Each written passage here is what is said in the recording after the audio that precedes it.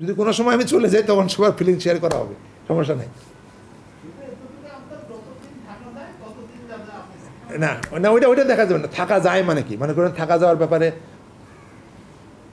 যতক্ষণ প্রতিষ্ঠানের জন্য দরকার আছে, সেটা আমার যে কাজই হোক, আমি তো সবসময় বলি এই প্রতিষ্ঠানের সাথে যেহেতু আমি অতদিন জড়িত আছি, যতদিন এই প্রতিষ্ঠান আমাকে মনে করবে যে আমার এই প্রতিষ্ঠানের প্রয়োজনীয়তা আছে, I want to be the asset of the organisation, not the burden. আমি একদিনের জন্য আমি বাচ্চাদের কাছেও বার্ডেন হইতে চাই না, আমার ফ্যামিলির কাছেও বার্ডেন হইতে চাই না, আমার অর্গানাইজেশনের কাছে বার্ডেন হইতে চাই না। আমি অর্গানাইজেশনের অ্যাসেট হয়ে যতদিন থাকতে পারবো ততদিন আমি থাকবো। যতক্ষণ আমার কাছে মনে হবে বা অর্গানাইজেশন মনে করবে যে আমি অর্গানাইজেশনের burden, I am the last person to continue, ওইটা আমার পার্সোনালিটির সাথে যায় না। এবং আজকের আপনারা হয়তো অনেকেই প্রশ্ন করবেন যে এই লোকটা কি পাগল, এই লোকটা কি এইরকম যে সে আজকে আমাদের ডেকে এসব কথা কেন বলতেছে। অনেকের সাথে মিলবে না যে তাকে তো আমরা ফেয়ারও দিচ্ছি না, সে তো চলেও যাচ্ছে না, কেউ কিছু বলছেও না, তারপরে লোকটা কেন এই কথাগুলো বলে। তার কারণ আমি তো আমার মতো চলি, আমি তো আমার মতো বুঝি, আমি তো আমার মতো বুঝি, কথা বুঝছেন না? কাজে আমার সাথে তো সবার মিলবে না। এটাও আমি বলছি যে আমি আপনাদের সাথে নাই তা কিন্তু না, আমি কিন্তু ভেরি মাচ উইথ ইউ, এবং আমি লাস্ট পর্যন্ত আপনাদের সাথে থাকবো। আমার অর্গানাইজেশন চাইলে আমি লাস্ট পর্যন্ত আপনাদের সাথে থাকবো। এবং সেটা মনে করেন আজকে এই রুমে বসছি, কালকে ওই রুমে বসছি, এর আগে ওই রকমে বসছি, আগে তো আমাদের নিজেদের বসার কোনো জায়গাই ছিল না।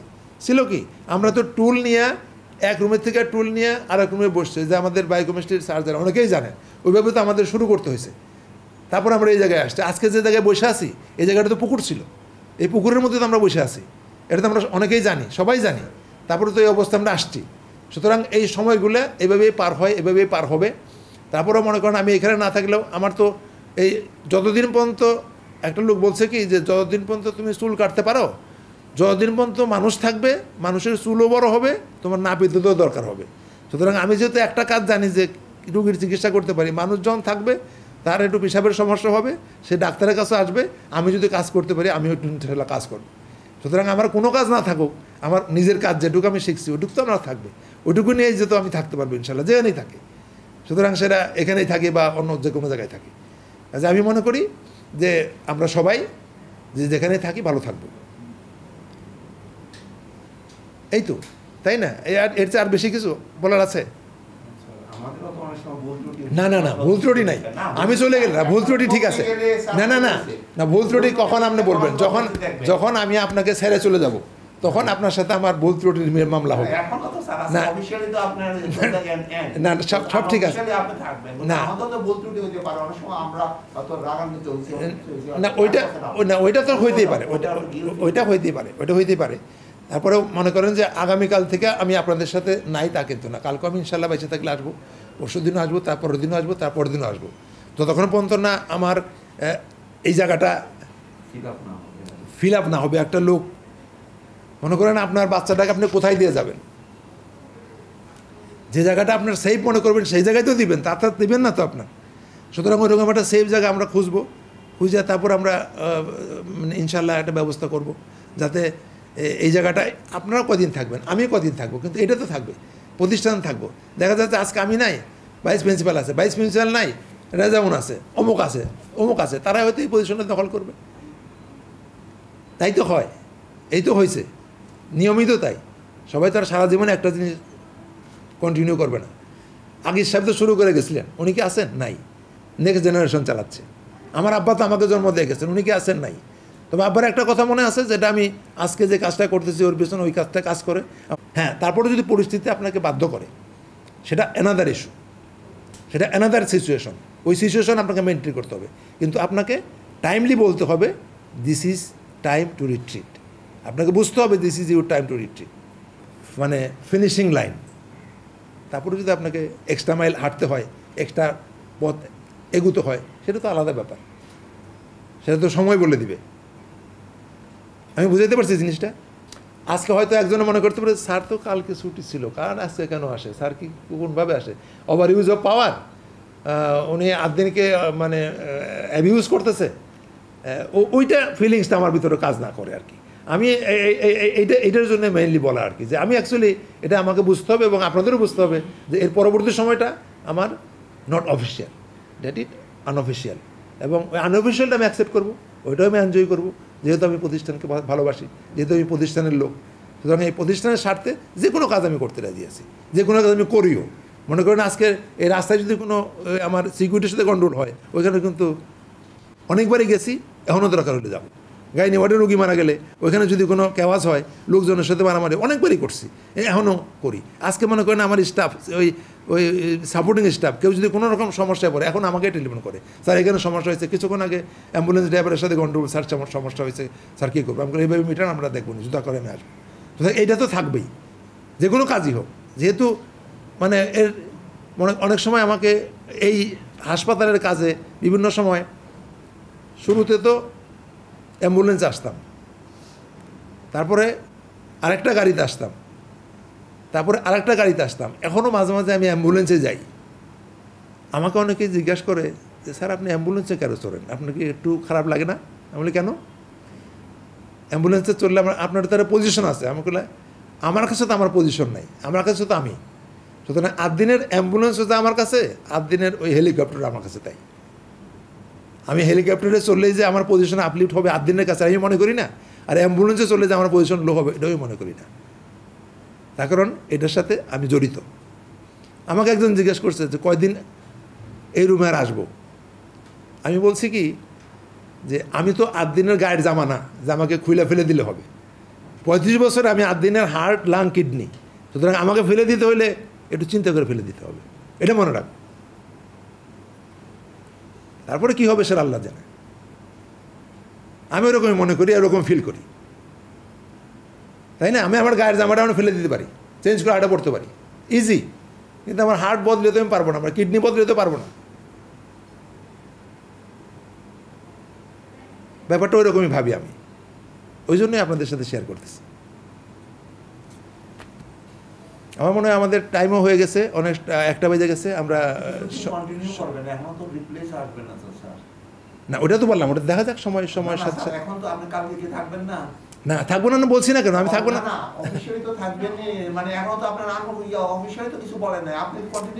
না আমি তো কন্টিনিউ করতেই আছি, আমি বললাম আমি তো কন্টিনিউ করতে আছি। না না না আমি অ্যাসেম্বলিতে আসতেছি, আমি আপনার সাথে দেখা হবে ইনশাআল্লাহ। অ্যাসেম্বলিতে দেখা হবে ইনশাআল্লাহ। আমি যতক্ষণ বাইসে আছি, আমি মনে করেন আমি যদি 8 দিনে যে কোনো জায়গায় থাকি, আমি অ্যাসেম্বলিতে থাকবো ইনশাআল্লাহ। আপনার সাথে দেখা হবে ইনশাআল্লাহ, চিন্তা করেন না।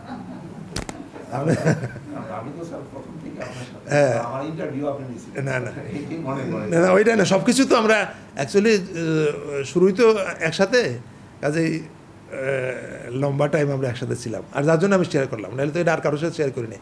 অন্যান্য লোকজন যাদের সাথে অল্প সময় কাটেছে তাদের সাথে শেয়ার করি নাই। মাপ চাইতে গেলেও জোরে গলায় মাপ চাই, যার জন্য আমি ওই আশরাফ সাহেবের মধ্যে মনে আছে, আমরা যখন ডির অফিসে মিটিং করছি, ওই মিটিংয়ের থেকে ও বলছে এই বলছে আমি বলছি আমাকে মাফ করে দেন, আপনি আর বেশি কথা না বলে আমার মাফ করেন। পাশের বলতেছে স্যার মাফ চাইলে তো একটু লোভ হয়েছে চাইতে হবে। আমি বলছি কী করবেন আপনি, আমি তো এইভাবেই তৈরি, আমি মাপ চাচ্ছি আর কী করে চাপো। কাজে এটা তো ভ্যারি করবে, মানুষটা মানুষ ভ্যারি করবে না, ভ্যারি করবে। ওইটাই, আর কিছু না, ব্যাপারটা এরকমই। ওইটা জাস্ট আমার ফিলিংসটা শেয়ার করতেছে। এখানে কোনো ফর্মালিটিস নাই, কোনো বিদায় অনুষ্ঠান না, কিচ্ছু না। শুধু আপনারা জানেন যে আমার আজকেই বার্থডে ছিল, অফিসিয়াল বার্থডে, এটা শেষ হয়ে গেছে। আগামী থেকে আরেকটা দিন শুরু হবে, এবং ওইখানেও আমরা ইনশাল্লাহ থাকবো যতদিন আমরা থাকতে পারি, আল্লাহ যতদিন আমাদের বাঁচিয়ে রাখে। ওইটাই বড় কথা। আর মনে করেন যে এখানে তো আর কোনো কিছু করার সুযোগ ছিল না আমাদের। মনে করেন এখানে গরিব মানুষের কাছে আসে যে কাজ করার সুযোগটা, এই সুযোগটা আমি 8 দিনের থেকে পাইছি, এবং এইটা আমাকে মোটিভেট করছে থ্রু আউট মাই লাইফ। আমি দেখছি যে গরিব মানুষের চিকিৎসা করলে গরিব মানুষের যে ফিলিংস, তাদের যে এক্সপ্রেশন, তাদের যে মানে অভিব্যক্তি, ওইটা যে রিটার্ন, এটা আপনি টাকা দিয়ে পাবেন না।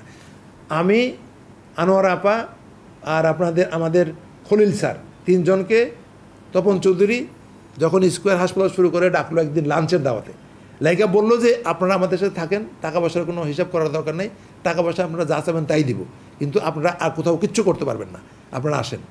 আমি, খলিল স্যার আর আনোয়ার আপা, ওনার মতো বক্তৃতা দিয়ে আমাদের সাথে খেয়ে চলে গেল। পরে আমাদের সানোয়ার স্যার আছে, সানোয়ার স্যার বললো যে, উনি আমার টিচার, আমাকে বললো যে আফিক আপনি কি আগামীকাল থেকে আসতেছেন? আমি বললাম স্যার আমাকে সময় দিতে হবে। আনোয়ার আপার সাথে খলিল স্যারের সাথে বাইরে আসলাম। আমি বললাম যে স্যার কী বলেন, আপা কী বলেন? আমি বললাম যে আপা আমি পারবো না, তার কারণ আমি সাফোকেশনে কাজ করতে পারবো না। আমি কালকে একটা রুগীর চিকিৎসা করতে পারবো না যে রুগীটার গায়ে কাপড় নাই। তাহলে আমি তো ছোটোবেলায় যে রচনা লিখছি যে টু সার্ভ দ্য হিউম্যানিটি, সেটা তো হবে না। আমার রাতের ঘুম নষ্ট হবে। আমি এই বয়সে এই কষ্ট নিতে পারবো না, যাই কদিন বাঁচি নিজের মতো বাঁচতে চাই। এই কথা বললেই আমি স্যারকে না করছি, স্যার আমি পারবো না। আমি মনে করেন আমাকে একটা লোক বললো যে আপনাকে 1 কোটি টাকা দিব, কিন্তু সাথে একটু মাথা ব্যথা দিব, আমি কি রাজি হব?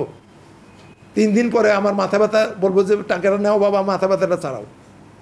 কাজে ওই কষ্ট নিতে চলা যায় না। কাজে ওইটা তখনই ফর্গ করছি। 7 দিনের আগে আমি বলে দিয়েছি স্যার আমি পারবো না। তখন ওই সাবকশনে তো কাজ করা যায় না, যেখানে আপনার মেন্টাল ফ্রিনেস নাই সেখানে আপনি কাজ করতে পারবেন না। কাজ করলে আপনি অসুস্থ হয়ে যাবেন। কাজে ওইটা কুইট করে আসছিলাম তখন, এবং 3 জনই আমরা। আনোয়ার আপা বলছে আমি আমার রুগী ছেড়ে আসতে পারবো না, আর আনোয়ার আপার সাথে তো এনএসএসে খলিল স্যার দেয়। খলিল স্যার বলছে না এটা হবে না, আমরা টোটালি বিক্রি হওয়ার মতো অবস্থায় নাই। আমার কারণে এখন তো লাইফের একটা সময় থাকে না যে হ্যাভ টু ডু, আমাকে পাস করতে হবে, ডাক্তার হইতে হবে, বাচ্চা জন্ম দিতে হবে, বাচ্চাদের মানুষ করতে হবে, ইলেকট্রিক বিল দিতে হবে, ব্যাংকের লোন শোধ করতে হবে, হ্যাভ টু ডু।